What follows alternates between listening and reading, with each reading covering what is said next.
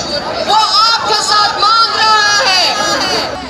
मैं आपसे पूछती हूँ, अगर आप चाहते हैं कि आपकी कामयाबी दुगनी हो तो फिर आप बिलावल के साथ दें।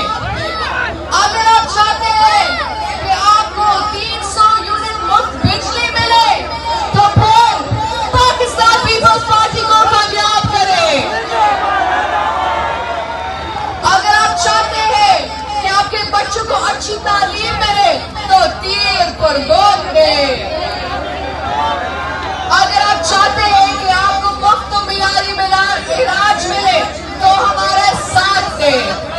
अगर आप चाहते हैं कि आप 30 लाख घर बने तो फिर बिलावल को कामयाब करें।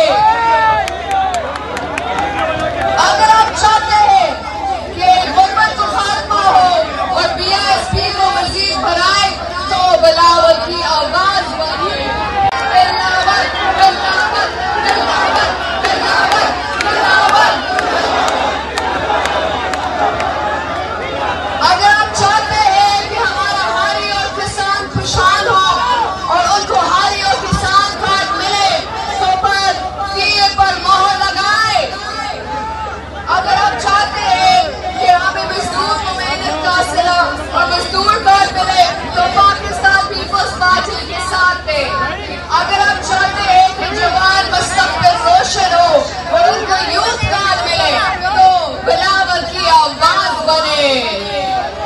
अगर आप चाहते हैं, अगर आप भूख का खात्मा और भूख का बचाव प्रोग्राम चाहते हैं तो तीर को कामयाब करें।